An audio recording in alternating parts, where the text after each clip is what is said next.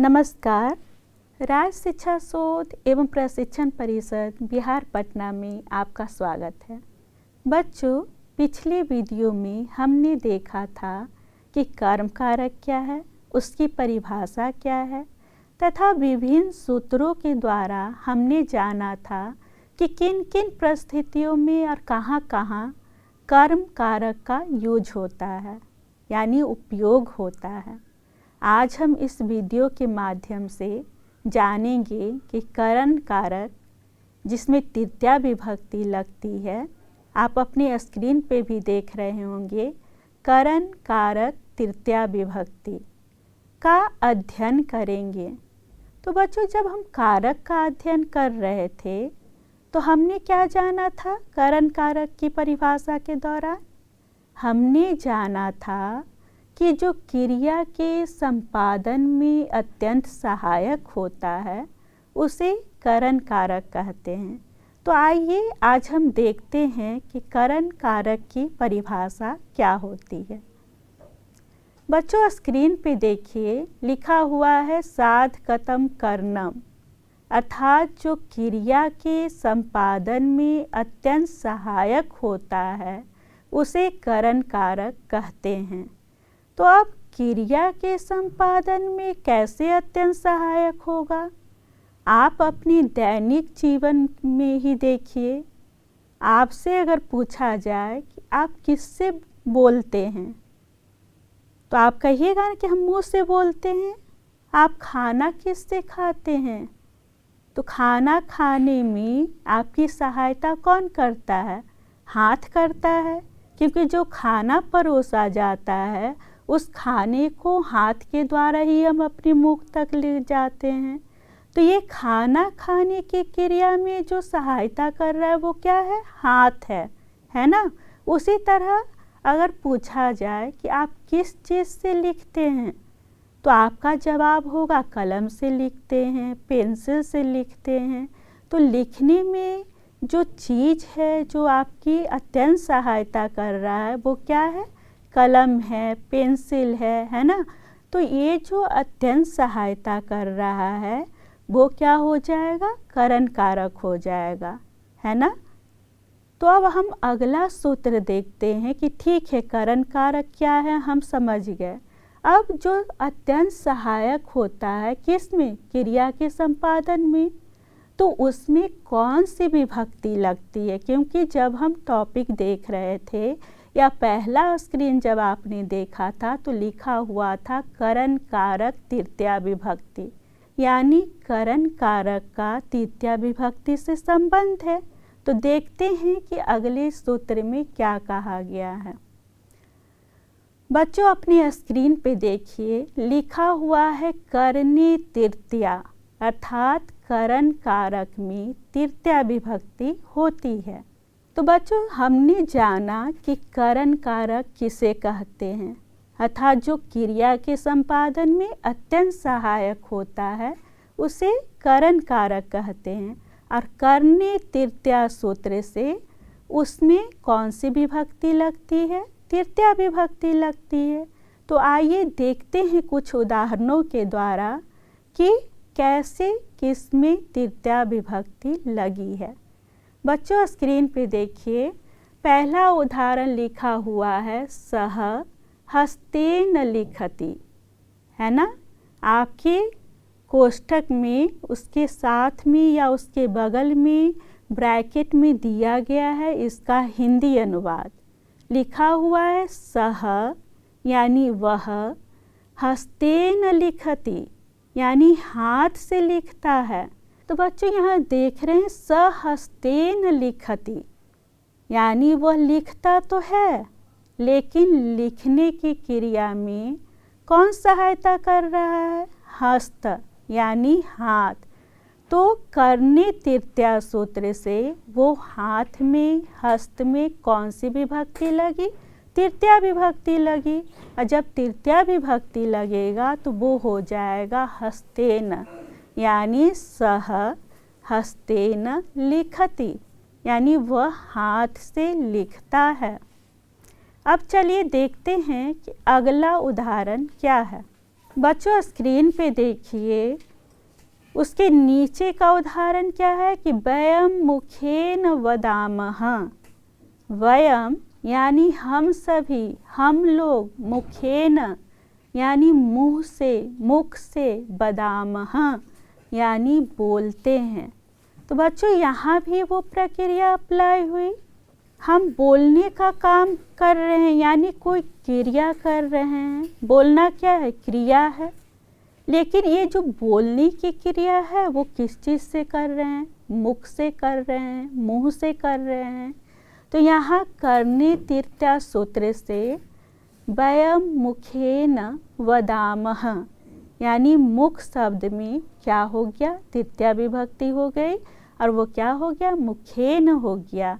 तो बच्चों आपको ये प्रश्न आ सकता है, जैसे दिया जा सकता है कि वयम मुखेन वदामः में मुख शब्द में कौन सी विभक्ति है ना? तो आप बता पाइएगा कि कौन सी विभक्ति है। और साथ ही यदि यह पूछा जाएगा कि मुखेन शब्द में तृतीया विभक्ति कारक के किस सूत्र से लगा है, तो आप आसानी से अब बता सकते हैं कि करने तृतीया सूत्र से मुखेन शब्द में तृतीया विभक्ति हुई है। ऐसा मैं आशा करती हूँ। चलिए अब आगे का उदाहरण देखते हैं। बच्चों उसके बाद देखिए क्या लिखा हुआ है। सा लेखन्या लिखती, है ना? सा यानी वह, लेखन्या यानी कलम से, लिखती यानी लिखती है। तो बच्चों यहाँ जो क्रिया है क्या है? लिख धातु है ना, यानी लिखना एक क्रिया है। और उस क्रिया में लिखने का कार्य किस के द्वारा हो रहा है? या दूसरे शब्दों में हम कहें कि लिखने की क्रिया में अत्यंत सहायक कौन सा वस्तु है? तो कलम है ना? तो इसीलिए आपका उदाहरण क्या दिया गया है? सा लेखन्या लिखती, है ना? तो यहाँ लेखन्या, लेखनी शब्द में तृतीया विभक्ति का जब लेखनी शब्द में जब तृतीया विभक्ति का रूप चलेगा तो क्या हो जाएगा? लेखन्या। जैसे नदी, नद्यौ, नद्य, नदीम, नद्यौ, नदी, नद्या, है ना? तो लेखनी भी क्या है? दीर्घ इकारांत और स्त्रीलिंग शब्द है, तो इसका भी रूप क्या चला? नदी, जो दीर्घ इकारांत स्त्रीलिंग शब्द है, तो उसके अनुसार इसका रूप चला। और करने तृतीया सूत्र से इसमें तृतीया विभक्ति लगी और उसके पश्चात ये बना लेखन्या। तो क्या हो गया? सा लेखन्या लिखती। तो बच्चों अभी तक हम जान लिए हैं कि करण कारक का सूत्र क्या है, साधकतम कर्णम। और हमने जाना कि करने तृतीया से करण कारक में तृतीया विभक्ति लगती है। अब आइए उन सूत्रों पे जो बहुत ही प्रमुख हैं चर्चा करते हैं और हम लोग जानने का प्रयत्न करते हैं कि वे कौन कौन से सूत्र हैं जिनके द्वारा हम पता कर सकते हैं कि किन किन परिस्थितियों में तृतीया विभक्ति का प्रयोग होगा। तो आइए देखते हैं। बच्चों अपनी स्क्रीन पे देखिए, लिखा हुआ है अनुक्ते कर्तरी तृतीया, अर्थात कर्मवाच्य और भाववाच्य के कर्ता में तृतीया विभक्ति होती है। बच्चों पिछले वीडियो में हमने देखा था, वाच्य का परिभाषा भी देखा था, लेकिन थोड़ा सा पुनरावृत्ति करना आवश्यक है कि वाच्य जब हम कह रहे हैं कि अनुक्ते कर्तरी तृतीया, अर्थात कर्मवाच्य और भाववाच्य के कर्ता में तृतीया विभक्ति होती है, तो आखिर ये वाच्य होता क्या है? क्रिया के रूपांतरण को वाच्य कहते हैं, है ना? जैसे अगर एक उदाहरण दे तो हो जाएगा मैं किताब पढ़ती हूँ, यानी अहम पुस्तकम पठामि। अब वही हो जाएगा मेरे द्वारा पुस्तक पढ़ी जाती है ना? तो क्रिया का क्या हो रहा है? रूपांतरण हो रहा है। पढ़ती हूँ, पढ़ा जाता है, उसके द्वारा हंसा जाता है, तो ये आपका वाच्य हुआ। और अनुक्ते कर्तरी तृतीया सूत्र से कर्मवाच्य और भाववाच्य के कर्ता में तृतीया विभक्ति होती है। तो बच्चों आइए कुछ उदाहरणों के द्वारा हम समझते हैं कि अनुक्ते कर्तरी तृतीया सूत्र से कहाँ पे तृतीया विभक्ति लगेगी। बच्चों जैसा कि आप अपने स्क्रीन पे देख रहे हैं, लिखा हुआ है रामेण रावणः हतः, यानी राम के द्वारा रावण मारा गया। तो बच्चों यहाँ पे रावण शब्द क्या है? कर्मवाच्य है, क्योंकि क्रिया मारने का प्रभाव किस पे पड़ा है? रावण पे पड़ा है। और कर्ता कौन है? तो जब हम कारक का पढ़ाई कर रहे थे या कर्ता कारक का जब हम अध्ययन कर रहे थे, तो हमने देखा था कि कर्तरी प्रथमा सूत्र से कर्ता कारक में प्रथमा विभक्ति होती है। लेकिन यहाँ क्या हुआ? वाच्य के द्वारा क्रिया का रूपांतरण हो गया। इसी कारण अनुक्ते कर्तरी तृतीया से राम शब्द में तृतीया विभक्ति हुई और ये क्या हो गया? रामेण रावणः हतः, यानी राम के द्वारा रावण मारा गया। उसी प्रकार अगला जो है उदाहरण है, क्या है देखिए, लिखा हुआ है मया हस्यते, यानी मेरे द्वारा हंसा जाता है। ये भाववाच्य है ना। तो भाववाच्य के कर्ता में भी अनुक्ते कर्तरी तृतीया सूत्र से तृतीया विभक्ति होती है। तो बच्चों उम्मीद है कि ये सूत्र भी आपको बहुत ही स्पष्ट हो गया होगा और अगर इससे संबंधित प्रश्न आए तो आप उनका हल आसानी से कर सकते हैं। अब चलिए देखते हैं कि अगला सूत्र क्या है। बच्चों अपनी स्क्रीन पे देखिए, लिखा हुआ है सहार्थे तृतीया, अर्थात सह, साकम, सार्धम, समम शब्दों के योग में तृतीया विभक्ति होती है। तो बच्चों सह, साकम, सार्धम, समम शब्दों का अर्थ होता है साथ, और इन शब्दों का योग जिस शब्द से हो उसमें तृतीया विभक्ति लगेगी। जैसे मैं माँ के साथ घर में रहती हूँ, मैं पिता के साथ खेलने जाती हूँ, मैं अपने दोस्तों के साथ अध्ययन करती हूँ। तो ये जो साथ शब्द है वो जिससे जुटा रहेगा उसमें तृतीया विभक्ति लगेगी। किस सूत्र से? सहार्थे तृतीया से। तो आइए कुछ और भी उदाहरण हम देखते हैं। बच्चों स्क्रीन पे देखिए, लिखा हुआ है रामेण सह सीता गच्छति, यानी राम के साथ सीता जाती है या सीता राम के साथ जाती है। तो यहाँ साथ शब्द है, यानी सह शब्द है जिसका अर्थ साथ होता है। वो किस शब्द से जुड़ा हुआ है? राम शब्द से जुड़ा हुआ है। इसीलिए यहाँ राम शब्द में तृतीया विभक्ति हुई है ना। किस सूत्र से हुई है? सहार्थे तृतीया से। अब अगला उदाहरण देखिए, लक्ष्मणेन समम सीता गतवती, यानी लक्ष्मण के साथ सीता गई। ध्यान से देखिएगा कि समम शब्द किस शब्द के साथ जुड़ा हुआ है? लक्ष्मण शब्द के साथ जुड़ा हुआ है। तो सहार्थे तृतीया सूत्र से लक्ष्मण में जब तृतीया विभक्ति लगी तो ये क्या हो गया? लक्ष्मणेन, है ना। अगला देखिए, अगला उदाहरण है बच्चों की तवया सार्धम महम चलिष्यामि, यानी तुम्हारे साथ मैं चलूँगा।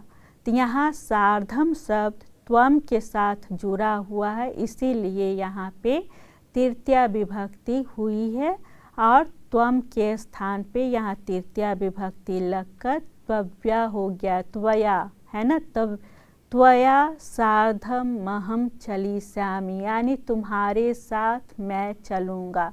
उसी तरह से अगला उदाहरण है सीतया साकम लक्ष्मणः तिष्ठति, यानी सीता के साथ लक्ष्मण ठहरता है।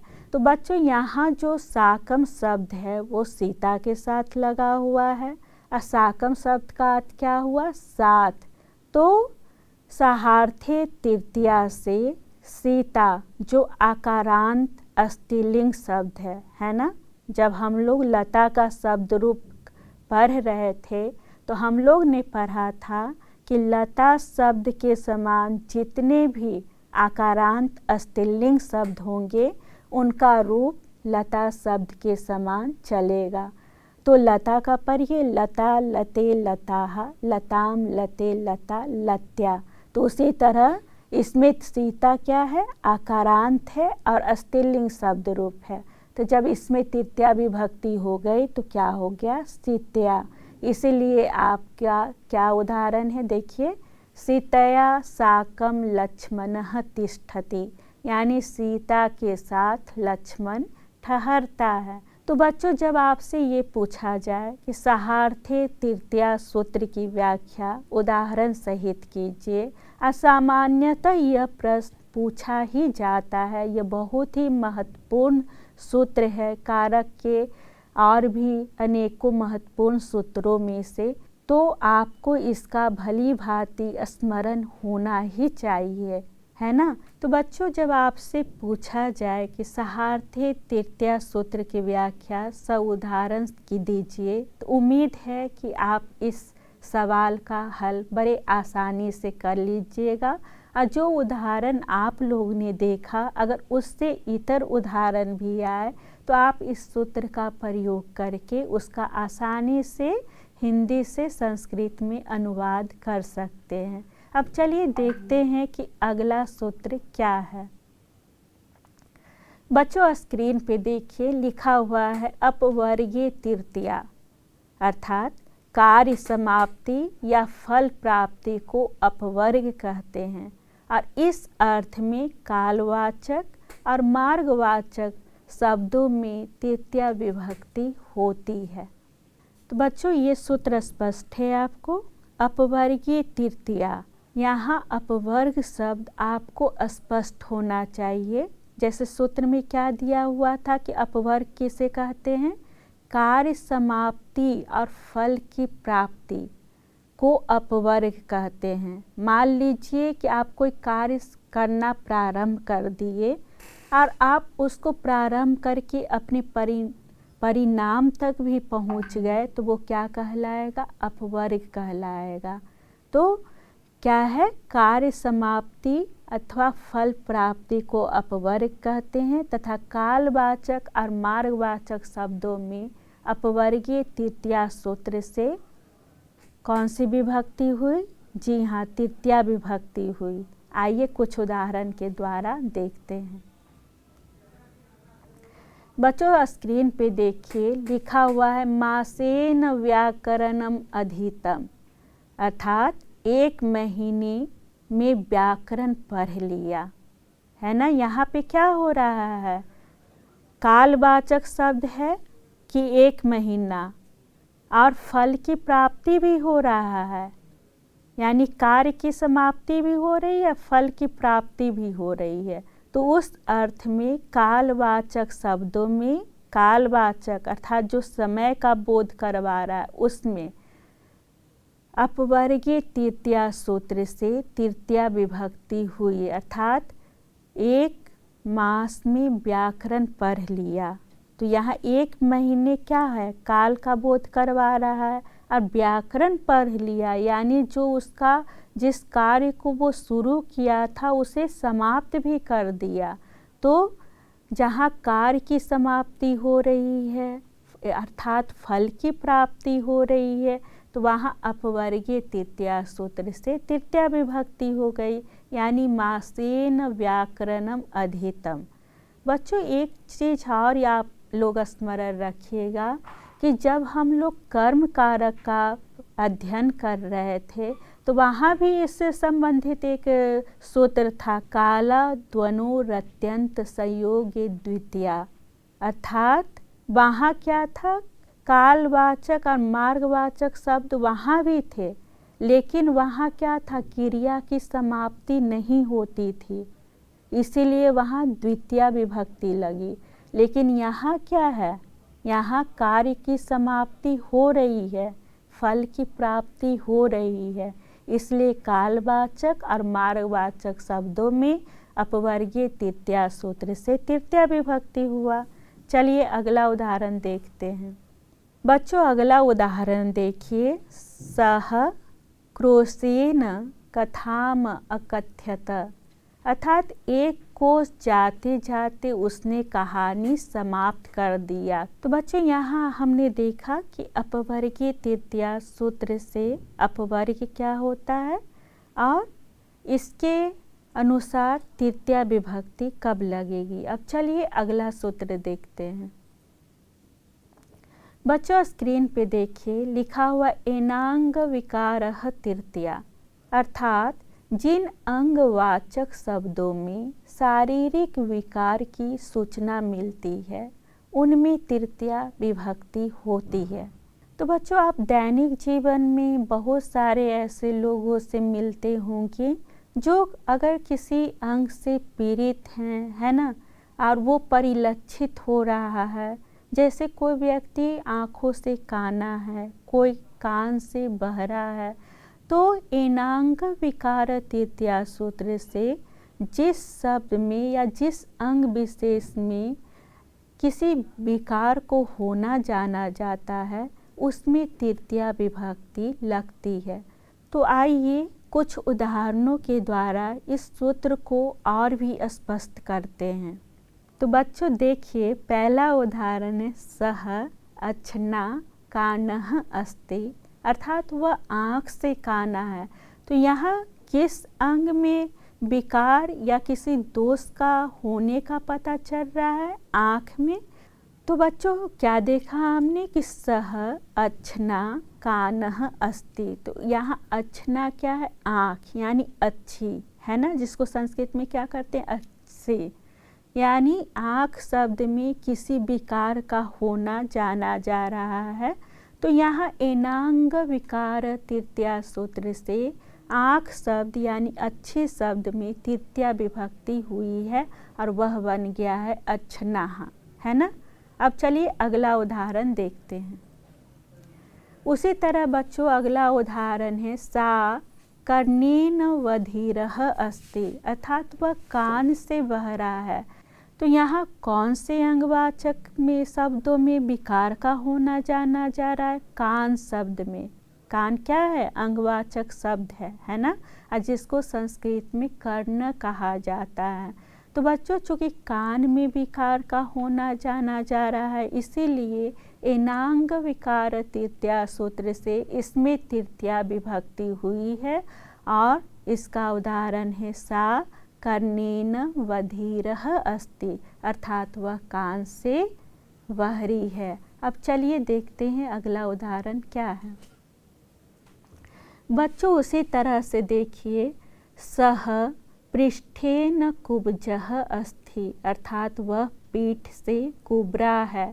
तो यहाँ पीठ शब्द जो एक अंगवाचक शब्द का बोध करा रहा है और उसमें किसी विकार का होना जाना जा रहा है, इसीलिए एनांग विकार तृतीया सूत्र से इसमें तृतीया विभक्ति हुई है।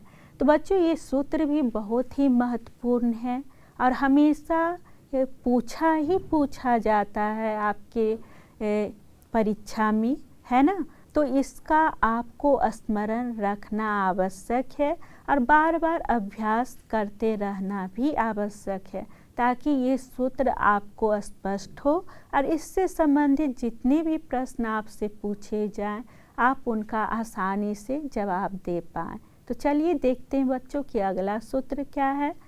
बच्चों अपने स्क्रीन पे देखिए, लिखा हुआ है प्रकृत्यादिभ्यश्च उपासंख्यानम तृतीया, है ना, यानी प्रकृति स्वभाव आदि वाचक शब्दों में तृतीया विभक्ति होती है। बच्चों यहाँ प्रकृति कहने का क्या अर्थ है। अगर आपसे पूछा जाए कि दूध की प्रकृति क्या है, यहाँ नेचर तो नहीं है, तो दूध की प्रकृति क्या है, यानी उसका मौलिक गुण क्या है। तो आप कहिएगा ना कि दूध क्या होता है, सफ़ेद होता है, मीठा होता है। अगर हम पूछे कि वह स्वभाव की कैसी है, तो आप कहिएगा वो बहुत अच्छी है, स्वभाव से सीधी है। तो ये उसका नेचर हुआ है ना।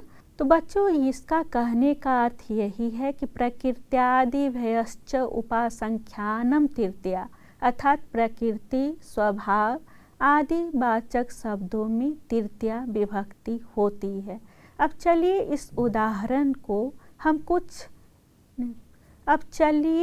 इस सूत्र को कुछ उदाहरणों के द्वारा और भी स्पष्ट रूप से समझते हैं।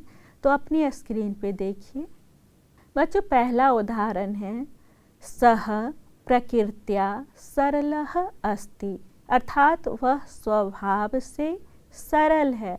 तो यहाँ वह का प्रकृति क्या है कि वह बहुत ही सरल है, अच्छे हृदय वाला है ना। इसीलिए आप देख पा रहे होंगे अपने स्क्रीन पे कि लिखा हुआ है सह प्रकृत्या सरलः अस्ति।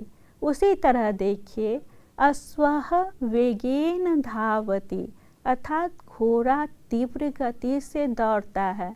घोड़े का स्वभाव ही है कि वह तीव्र गति से दौड़ता है, इसीलिए यहाँ वेग शब्द यानी गति शब्द में अमुक सूत्र से तृतीया विभक्ति लगी है और इसका जो वाक्य प्रयोग हुआ है वो हुआ है अश्वः वेगेन धावति। ठीक है, अब देखिए अगला उदाहरण। अब बच्चों ये भी था कि प्रकृति स्वभाव है ना, तो वहाँ क्या है, यहाँ आया है रामः जात्या क्षत्रिय आसीत्, यानी राम जाति से क्षत्रिय थे। तो बच्चों, उम्मीद करती हूँ कि करण कारक का यह जो वीडियो है वो आपके लिए बहुत ही महत्वपूर्ण साबित हुआ होगा। तो आप इसका अध्ययन कीजिए, क्योंकि क्या कहा गया है, अभ्यास से आदमी परिपूर्णता को प्राप्त करता है। आप अभ्यास कीजिए, बार बार देखिए और इससे इतर जितने भी एग्जाम्पल हैं, उदाहरण है, उसको खोज कर आप उसको जोड़िए कि एक इसमें कौन से सूत्र से तृतीया विभक्ति लगेगी। तो बच्चों, हम लोग अगला पार्ट अगले वीडियो में देखेंगे। धन्यवाद, नमस्कार।